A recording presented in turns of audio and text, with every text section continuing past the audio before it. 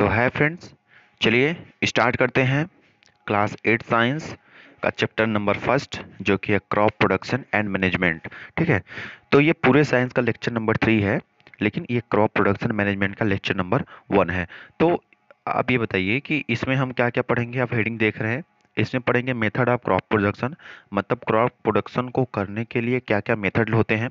Rabi and kharif crop, ये important है। और animal husbandry, animal husbandry means animal से जो फूड आता है। ठीक है, तो चलिए हम स्टार्ट करेंगे इसे, तो आप लोग ध्यान से पढ़िएगा। ठीक है, तो very good morning to all of you and हम स्टार्ट कर रहे हैं आज crop production and management class 8 science. तो देखिए यहाँ पे लिखा है कि क्या लिखा है, ध्यान से देखिए यहाँ पे कि class 8 science revision notes chapter 1 crop production management, मतलब एक रिवीजन नोट्स होगा ये। इसके बाद मैं आपको इसका क्वेश्चन कराऊंगा। ठीक है, तो चलिए आप यहाँ पे अब शुरू करते हैं अपना नोट्स।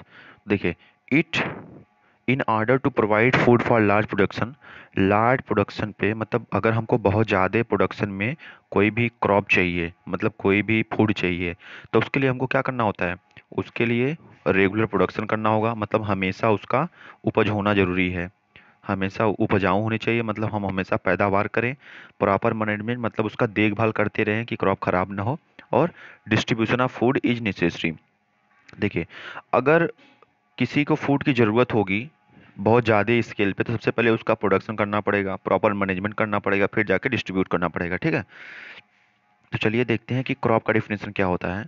तो क्रॉप का डिफिनीशन होगा when plant of same kind grow and cultivated at one place in a large scale. मतलब अगर सेम काइंड का, एक ही तरह का क्रॉप, एक ही तरह का क्रॉप अगर फील्ड में बहुत ज़्यादा मात्रा में मतलब उपजाऊ होता है, मतलब अगर हम किसी भी क्रॉप को, एक ही क्रॉप को, अलग अलग क्रॉप को नहीं, एक ही फसल को, एक ही प्लांट को, जैसे मान लीजिए कि मैंने ले लिया गेहूं का या फिर धान का पौधा ले लिया जो बेहन आता है, तो उसको मैंने, वो एक ही तरह का प्लांट है, उसको मैंने पूरे फील्ड में क्या किया, कल्टीवेट किया, मतलब बोया, उसको कल्टीवेट कर दिया। तो लार्ज स्केल पे किया, बहुत ही ज़्यादा मात्रा में। तो लार्ज स्केल पे अगर हम एक प्लेस पे किसी भी प्लांट को लगाते हैं तो उसे कहते हैं क्रॉप प्रोडक्शन। ठीक है, तो चलिए अब इसमें क्या है, देखिए नोट में इसमें दिया है in India crop are can be broadly characterize into two types of season. मतलब इंडिया में क्रॉप को दो भागों में बांटा गया है। क्रॉप को कितने भागों में बांटा गया है, दो भागों में। एक क्या होता है, एक होता है रबी, ठीक है, और एक होता है खरीफ। ये सीजन के आधार पे बांटे गए हैं। ठीक है, तो चलिए देखते हैं क्या होता है। तो देखिए यहाँ पे ये देखिए, sowing up seed at appropriate depth and distance give good yield. अगर हम, यहाँ पे लिखा है अगर सीड को हम ज़्यादा, जैसे मान लीजिए फील्ड है ना, तो अगर हम सीड को ज़्यादा अंदर तक कल्टीवेट करेंगे, मतलब ज़्यादा अंदर डिस्टेंस के डालेंगे ना, और ये इसके बीच की दूरी, एक सीड से दूसरे सीड की दूरी दूरी अगर ज़्यादा रहेगी, तो good variety of seed are sown, मतलब तब अच्छे बीज उत्पन्न होंगे। ठीक है, जो उसमें से बीज में से पौधे निकलेंगे वो अच्छे वाले होंगे। ये क्या बोल रहा है, ये पहला बोल रहा है कि अगर हम फील्ड के अंदर सीड को दूरी दूरी पे रखेंगे और थोड़ा अंदर रखेंगे ज़मीन से, तो ये अच्छा वैरायटी ऑफ क्रॉप देंगे। ठीक है, तो इस प्रोसेस को कहेंगे सोइंग। और sowing is done by seed drill. मतलब सोइंग एक प्रोसेस होता है। क्या सोइंग क्या होता है, प्रोसेस। सोइंग में क्या करते हैं, जमीन के अंदर सीड को बोया जाता है, मतलब डाला जाता है। ठीक है, ये सीड ड्रिल से, ये एक तरह की मशीन होती है, उसके द्वारा सोइंग होता है। ठीक है, अब यहाँ पे क्या दिया है, यहाँ पे दिया है soil need replacement and enrich through the use of organic manure and fertilisers. मतलब सीड को अगर बोने पे, सीड को अगर हम जमीन के अंदर बो दिए, तो उसके बाद उसका प्रॉपर इनरिचमेंट और रिप्लेसमेंट चाहिए। जैसे कि हम लोग को अगर कोई भी बीमारी होती है तो उसके लिए दवा खाना पड़ता है, इसीलिए सॉइल को भी, अगर हम लोग को भी अगर ताकत देना हो तो कैल्शियम और आयरन, ये सब का सिरप आता है, ये सब पीना होता है बचपन में, तो ये सब करना होता है ना। तो उसी तरह क्रॉप को भी जब बोया जाता है, उसका प्रॉपर रिप्लेसमेंट और इनरिचमेंट ये कैसे होगा, या तो इसमें हम मैन्यूर मिला दें। मैन्यूर क्या होता है, ऑर्गेनिक से बनता है, जैसे organic animal and organic wastage जो सड़ जाते हैं, उससे मैन्यूर बनता है। और फर्टिलाइजर मतलब जो केमिकली खाद होता है, ठीक है, यूरिया, पोटास, डाई, ये सब ना, तो ये सब मिलाने पे सीड में अच्छा आ जाता है उसका।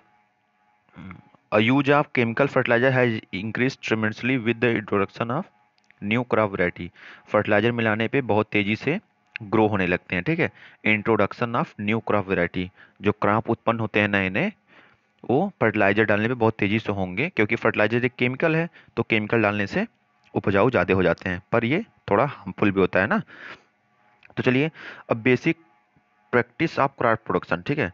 तो basic practice of crop production, तो यहाँ पे सबसे पहले मैं आपको बताना चाहूँगा कि रबी एंड खरीफ क्रॉप क्या हो, मतलब यहाँ पे देखिए कि बेसिक क्या है, basic property of crop production. तो क्रॉप प्रोडक्शन का बेसिक प्रॉपर्टी प्रैक्टिस क्या होगा, तो सबसे पहले क्या होता है, प्रिपरेशन ऑफ सॉयल, मतलब सबसे पहले सॉयल को बनाया जाता है, किसको, सॉयल को कैसे बनेगा, one of the most important task in agriculture is to turn the soil and loosen it, the process of loosening and turning of soil is called tilling.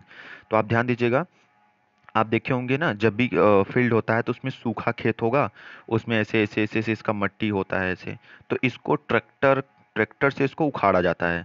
इस मट्टी को ट्रैक्टर द्वारा, उसके जो फार होते हैं, ये जो फार होते हैं वो इसको मट्टी को ऊपर उखाड़ते हैं, ठीक है। तो इसको कहते हैं सॉइल को बनाना, प्रिपरेशन ऑफ सॉइल। तो जब हम मट्टी को उखाड़ेंगे जमीन में से, उस प्रोसेस को क्या कहेंगे, टाइनिंग। यहाँ पे देखिए, मिट्टी को, ये देखिए जब ट्रैक्टर इस मिट्टी को उखाड़ता है जमीन में से बाहर, उसमें बीज बोने के लिए, तो उसको कहते हैं टीलिंग या प्लॉफिंग, ठीक है। चलिए, दूसरा क्या होता है, मट्टी उखाड़ने के बाद हमारा प्रोसेस होता है कि हम सोइंग, सीड को अंदर डालें, सीड को वो जो उखड़ा हुआ मट्टी है उसमें डाल दें। तो सोइंग आप सीड डेट डेप्थ में डाल देते हैं, डिस्टेंस रखता है, इसलिए हमको गुड यील्ड, अच्छी मात्रा में उपजाऊ अ, फसल मिलते हैं, ठीक है। Good variety of seed is soon after selection of healthy seed. Good variety of seed कैसे हम लोग जानेंगे, अगर सीड हेल्दी लेंगे हम बाजार से, तो वो अच्छा वैरायटी देगा।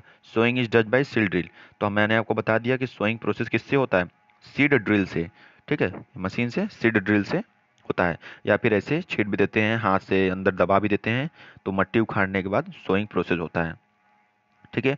अब एडिंग मैन्यूर एंड फर्टिलाइजर, तो मैन्यूर फर्टिलाइजर किस लिए डालते हैं, कि सॉइल का मतलब जो फसल हम डाले हैं अंदर, जो बीज डाले हैं, उसका जो उपज हो अच्छा हो, ठीक है। तो soil need replacement and enrichment, मतलब सॉइल को भी अच्छा इनरिचमेंट, उसका मतलब उसके प्रोडक्शन के लिए भी कुछ चाहिए होता है। जैसे हम लोग के ग्रोथ के लिए मैग्नीशियम, कैल्शियम, ये सब जरूरी होता है, इसलिए उसके ग्रोथ के लिए भी, प्लांट के ग्रोथ के लिए भी जो जरूरी होता है, वो मिनरल्स मैन्यूर और फर्टिलाइजर से मिलते हैं, ठीक है। तो ऑर्गेनिक मैन्यूर और फर्टिलाइजर, मैन्यूर जो होते हैं वो ऑर्गेनिक होते हैं, और use of chemical fertiliser had increased tremendously with the introduction of new crop variety. New crop variety उत्पन्न होते हैं किसके द्वारा, फर्टिलाइजर डालने पे नए नए क्रॉप उगते लगते हैं, ठीक है।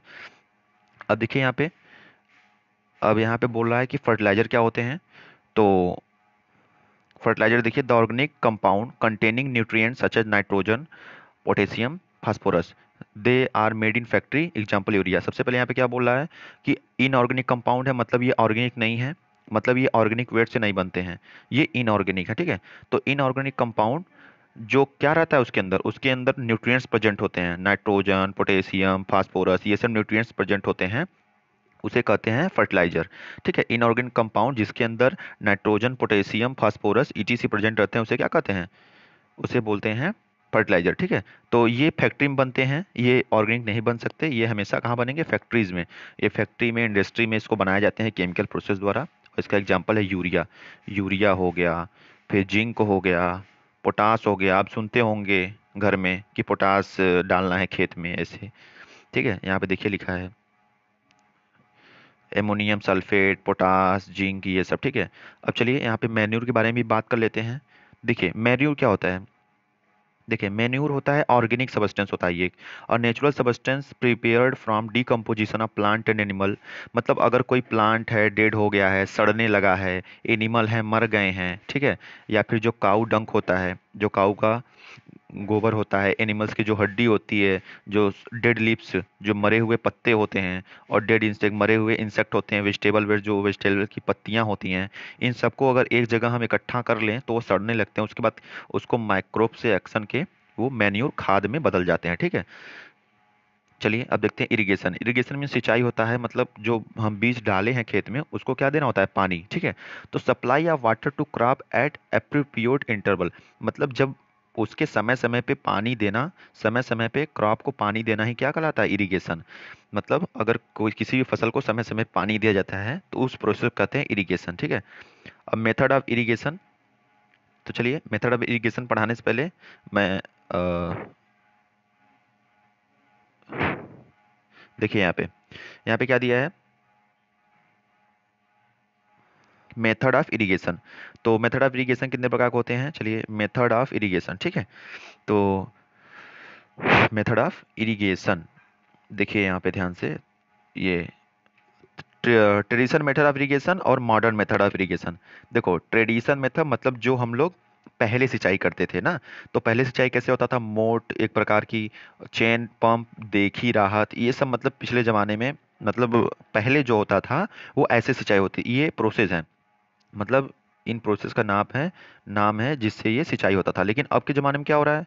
अब के ज़माने में देखिए नई नई मशीन आ गई हैं। स्प्रिंकल सिस्टम एक मशीन होता है, ड्रिप सिस्टम, स्प्रिंकल सिस्टम एक मशीन होता है, ऐसे रहेगा, इसका ऐसे ऐसे ये चारों बगल घूमता रहेगा, और ये फील्ड में पानी ऐसे ऐसे फेंकता रहेगा, इसे चारों बगल ये रोटेट करता रहेगा और पानी ऐसे फेंकता रहेगा ना। अब प्रोटेक्शन ऑफ वीड, अब देखिए वीड जो कीड़े मकोड़े लगते हैं तो प्रोटेक्शन कैसे करेंगे? तो प्रोटेक्शन ऑफ वीड्स, तो weeding involve removal of unwanted and uncultivated crop called weed. मतलब सुनिए, ये अगर हम जो कल्टीवेट कर रहे हैं पौधा, जो क्रॉप उगाना सोच रहे हैं, अगर उसमें कोई भी खराब खराब और अनकल्टीवेटेड प्लांट है, मतलब जो वो उग नहीं पाएगा, मतलब वो जमीन में से बीज में से तो निकला लेकिन बाहर निकलते ही वो खराब हो गया, ठीक है, तो उसको हम हटा देते हैं। जैसे आप देखिएगा ना कि जब हमारे गांव में धान रोपाता है, तो धान रोपाने के बाद कुछ दिन बाद ना उसमें अनवांटेड घास जमने लगते हैं, ग्रास, तो उसके बाद उसको उखाड़ा जाता है हाथ से, ठीक है। तो क्या है वो अनवांटेड एंड रिमूवल ऑफ, जो उसी को उखाड़ना ही क्या कहलाता है? Production of weeds. तो पौधे आसानी से जो हम उसमें बोए हैं वो आसानी से उगें, और उन जो छोटा छोटा घास उत्पन्न हो रहा है वो उसको परेशान ना करें, इसलिए इसको हम उखाड़ फेंकते हैं क्योंकि इसका कोई काम नहीं होता है। तो वीड से हम प्रोडक्शन करेंगे, ठीक है। अब इसके बाद तो हमारा फसल तैयार होने लगता है, तो हार्वेस्टिंग का प्रोसेस आता है। कटाई मतलब उसको कट करते हैं हम, ठीक है। तो कट करने के प्रोसेस को हम कहते हैं हार्वेस्टिंग। मशीन से कट कर सकते हैं या हाथ से भी, वो मशीन आती है लोहे वाली, उससे कट कर सकते हैं, ठीक है। चलिए स्टोरेज, उसके बाद अब हार्वेस्ट करके स्टोर करते हैं ना घर में, तो proper storage of grain is necessary to protect them from pest and micro organism. अगर हम जैसे मान लीजिए गेहूं हो गया, गेहूं खेत में हो गया, अगर हम उसको घर में लाए, अगर ऐसे ही खुलता है इधर उधर छोड़ देंगे तो उसमें पेस्ट लगेंगे, कीड़े मकोड़े लग जाएंगे, और लगता भी है, आप देखते होंगे कि घून लग जाते हैं चावल गेहूं में, ये सब माइक्रो ऑर्गेनिज्म लग जाएंगे तो उसको खराब कर देंगे। इसलिए प्रॉपर स्टोरेज की जरूरत होती है, मतलब अच्छे तरह से हम उसको रखना पड़ता है। तो harvested food grain normally contain more moisture, जो कटाई करके जो धान और गेहूं ये सब आते हैं घर में, उसमें मॉइस्चर ज़्यादा रहते हैं, नमी ज़्यादा रहते हैं, ठीक है। तो दे रिक्वायर्ड फॉर स्टोरेज, तो इनको स्टोर करने का जरूरत पड़ता है, अच्छे से स्टोर हो जाए। देखते हैं ना, फिर जो ओदी रहती है तो फिर उसको छत पे ले जाके सुखाया जाता है, फिर उसको स्टोर किया जाता है। तो अभी आप देखिए large scale of storage of grain is done in silos and granaries. ये एक तरह का स्टोरेज, ये देखिए large scale of storage grain is done in silos and granaries to protect them from pest like rats insect. Farmer store grain in jute bags and metallic bins. आप ध्यान दीजिए कि यहाँ पे क्या लिखा है, यहाँ पे लिखा है कि ये जो ग्रेन्स होते हैं लार्ज स्केल पे, मतलब जो व्यापारी होते हैं लार्ज स्केल पे रखते हैं, जो वो इसको रखते हैं सिलोस में, ग्रेनरीज में। आप देखते होंगे आलू जिसके घर ज़्यादा होता है वो मिल में रखता है, आलू मिल में, क्यों? क्योंकि वो बचा रहे, वो ख़राब ना हो सड़ने से, ठीक है। उसी तरह जो धान गेहूँ ये सब जो अनाज होते हैं, चावल दाल, ये सब सिलोज और गनरीज में रखे जाते हैं। ये क्या है? स्टोरेज, एक स्टोरेज रूम होता है ना। अब protect them from pest like rate, insect और रेट से बचाने के लिए, ठीक है। और जो फार्मर होते हैं वो कहाँ रखते हैं? ग्रेन्स को फार्मर रखते हैं जूट बैग में और मेटलिक बैग बिन्स में। जूट का एक बैग आता है और मेटलिक बिन्स में रखेंगे तो खराब नहीं होते हैं, ठीक है। अब देखिए यहाँ पे एनिमल हस्बेंड्री की बात की गई है। तो एनिमल हस्बेंड्री क्या होता है? जो फूड हम एनिमल से पाते हैं उन्हें क्या कहते हैं? Animal husbandry. Food is also obtain from animals which animals are reared, this is called animal husbandry. मतलब अगर हम एनिमल को पाल करके, जैसे एनिमल को पालना क्या होता है? एनिमल का अगर हम रेयर्ड कर रहे हैं, रेयर्ड मीन पालन पोषण कर रहे हैं किसी भी डेयरी में रख करके, तो उसी को कहते हैं एनिमल हस्बेंड्री। एनिमल हस्बेंड्री से बहुत सारे फूड मिल सकते हैं हमको, ठीक है। अब चलिए, ये तो था थ्योरी पूरा ना। अब हम आपको बताते हैं कि फिगर द्वारा, अब हम सब फिगर द्वारा देखते हैं ना। तो देखिए, हम यहाँ पे आपको फिगर द्वारा समझा रहे हैं। अब देखिए यहाँ पे देखिए कितना अच्छे तरह से दिया है। Agriculture practice, agriculture practice of crop production. तो एग्रीकल्चर प्रैक्टिस करने के लिए हमें क्या करना पड़ेगा? सबसे पहले सॉइल का प्रिपरेशन, आपने देखा कि कैसे सॉइल प्रिपेयर किया जाता है। फील्ड में फील्ड में ट्रैक्टर से उसका जो रहता है वो उखाड़ा जाता है। फिर सोइंग, सीड को हम डालते हैं अंदर। फिर मैन्यूर फर्टिलाइजर बना के उसका जो न्यूट्रिएंट्स पूरा करते हैं।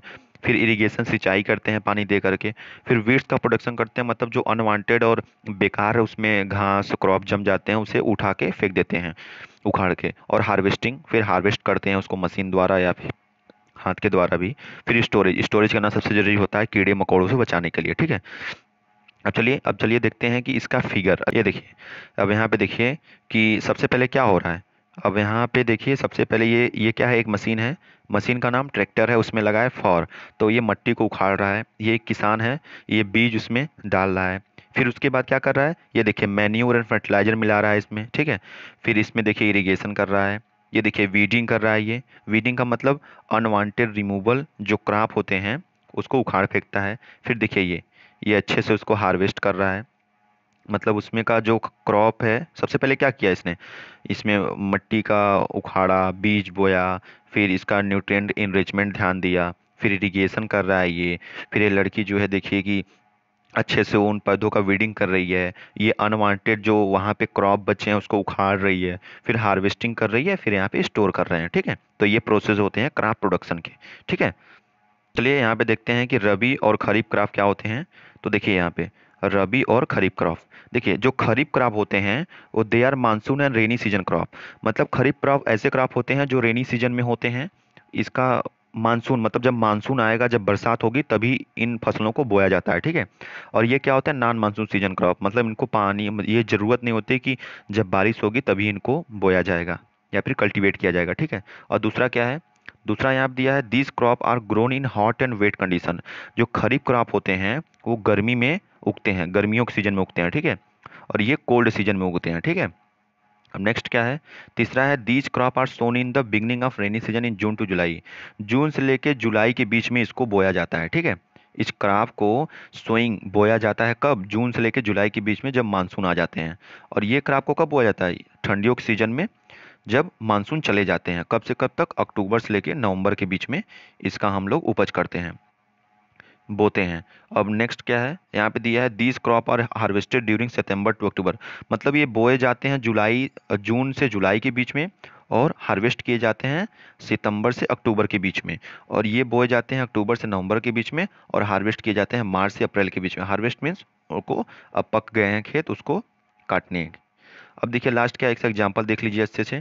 राइस हो गया, मेज हो गया, groundnut, soybean, green green gram, cotton black gram, और ये wheat, barley gram, mustard, linseed pea. मतलब आप समझ गए ना इसमें क्या बोल रहा है? मतलब ये मानसून होते हैं, बरसात आएगी तब ये होगा, ठीक है। ये जून से जुलाई के बीच में होता है, और उखाड़ा कब जाता है? सितंबर से अक्टूबर के बीच में इसकी कटाई होती है। एग्जाम्पल ये रहा। इसके लिए बरसात की जरूरत नहीं होती है कि इसका मानसून जो है तब आएगा तभी होगा। अक्टूबर से नवंबर के बीच में इसको बोया जाता है, और मार्च से अप्रैल के बीच में इसको काटा जाता है, ठीक है। देखिए यहाँ पे देखिए, आप फिगर देख लीजिए इन लोग का। ये देखिए खरीफ क्रॉप का फिगर। ये सब खरीफ क्रॉप है। राइस हो गया, कॉटन, कॉर्न हो गया, soybean, sugarcane, groundnut, cotton, ये सब क्या हो गए? ये सब खरीफ क्रॉप है, ठीक है। अब चलिए रबी क्रॉप के बारे में देखते हैं। ये देखिए रबी क्रॉप का सब फोटो दिया है। वीट हो गया, ओट हो गया, चिकपी, मस्टर्ड, एलमंड, ब्रोकोली, ये सब क्या हो गए? ये सब हो गए रबी क्रॉप। तो अब चलिए देखते हैं मैन्यूर। ये देखिए, अब हम देखेंगे डिफरेंस मैन्यूर और फर्टिलाइजर में क्या डिफरेंस है। तो सबसे पहले मैन्यूर एंड फर्टिलाइजर। तो ये देखिए आप कि जो फर्टिलाइजर होते हैं वो इनऑर्गेनिक साल्ट होते हैं, मतलब ये केमिकली बनाए जाते हैं फैक्ट्री और इंडस्ट्री में। लेकिन जो मैन्यूर होते हैं वो नेचुरल सब्सटेंस होते हैं, जो कि काऊ डंग, कैटल डंग, जो गोबर होता है, ह्यूमन वेस्ट होता है, प्लांट रेसिड्यू, जो सड़े हुए प्लांट, ये सब से सड़ जाते हैं, तो उसको माइक्रोब्स जो होते हैं उसको मैन्यूर में चेंज करते हैं, ठीक है। ये क्या है? फर्टिलाइजर प्रिपेयरिंग फैक्ट्री, ये फैक्ट्री में बनाया जाता है, लेकिन ये खेतों में अपने आप बन जाता है माइक्रोब के द्वारा, ठीक है। तो और देखिए यहाँ पे क्या है, यहाँ दिया fertiliser does not provide any humus to the soil. जो फर्टिलाइजर होता है वो ह्यूमस, ह्यूमस एक प्रकार का, देखिए ह्यूमस जो होता है एक प्रकार का सॉइल का लेवल होता है, ठीक है, ये उस सॉइल को ये प्राप्त नहीं करवाता है, जबकि ये जो मैन्यूर होता है ये लाट ऑफ ह्यूमस सॉइल को देता है, ठीक है। Fertiliser are very rich in plant nutrients, जो फर्टिलाइजर होते हैं बहुत रिच होते हैं किसमें, जो फर्टिलाइजर होते हैं वो रिच होते हैं और न्यूट्रिएंट्स लाइक नाइट्रोजन, फास्फोरस, ठीक है, इस सब में ये बहुत रिच होते हैं। लेकिन जो मैन्यूर होते हैं वो रिच इन न्यूट्रिएंट्स, ठीक है, ये देखिए rich in plant nutrients, manure is relatively less rich in plant nutrients, और जो फर्टिलाइजर होते हैं वो बहुत ज़्यादा रिच होते हैं, न्यूट्रिएंट्स बहुत कम रिच होते हैं। तो इसी वजह से देखेंगे ना आप, अब में कोई मैन्यूर खेत में नहीं डालना चाहता, वो सब खाद खरीद के लाते हैं बाजार से, डाल देते हैं, तो जल्दी से वो उसको न्यूट्रिएंट मिल जाते हैं, पौधे बहुत तेज़ी से ग्रो हो जाते हैं। लेकिन मैन्यूर डालने पे वो थोड़ा कम होते हैं।